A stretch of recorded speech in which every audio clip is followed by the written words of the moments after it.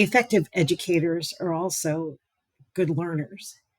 In order to be a good educator, a good teacher, you need to continuously learn yourself. Educators continually improve their practice by learning from and with others and exploring proven and promising practices that leverage technology to improve student learning. So, if the goal is to improve the outcomes for your students, you need to constantly assess the way that you're teaching, especially with regard to technology. Technology is ever changing and it gets better, but it needs to be a tool that is actually affecting learning. I always say, once you're an educator, you're always an educator. I will leverage my skills as a teacher to improve the financial literacy of 30 somethings.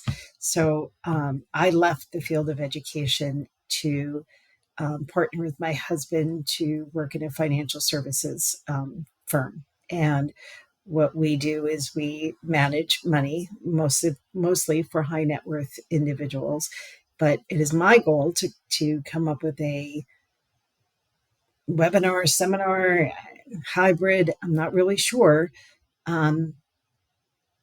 financial literacy course for people who are just beginning to make money and want to know what to do with it. Do they save for retirement? If you're 31 years old, retirement is 50 years away. So how do you begin that stage? Because it's important to put a little bit of money away to save for retirement. It's also really important to spend money wisely. With the cost of houses and housing and rent, it just seems that financial literacy is a really important component of somebody's life. And whether it's somebody who's making more money than they expected to make or less money than they expected to make, it's still really important to have a plan to understand. So looking at 2.1a, educators set professional learning goals to explore and apply pedagogical approaches made possible by technology and reflect on their effectiveness. So obviously choosing tools that will get my message across is really important. So I'm going to research financial websites that are already in existence. Many of them have tools and quizzes and surveys so that people can determine what their needs are. So there's no need to reinvent the wheel for that because there are plenty of those things available. I happen to know a lot of young 30 somethings. I have two children. One is 30 and the other is 31.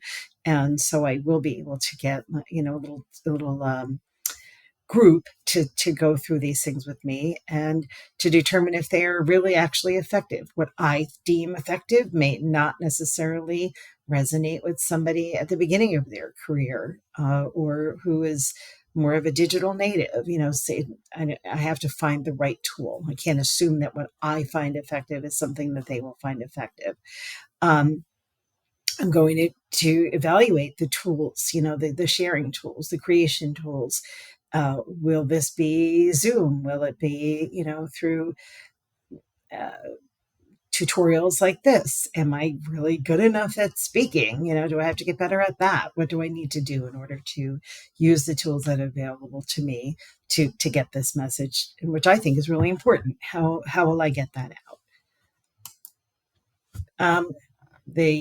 The other goal that I plan to consider is that educators stay current with research that supports improved student learning outcomes, including findings from learning sciences. So I've taught, actually, believe it or not, in my career, K through 12, every single grade, different things.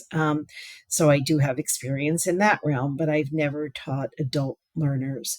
So I need to find resources that are appropriate for this demographic, remembering that finances may be a new area.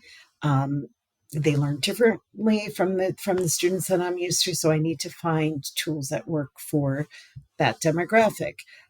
It's also really important to think about, somebody who this is just an extra thing that they're doing maybe on the side and it's not for a grade. And so what is the best way to get that information out? I look forward to this project. Thanks for listening.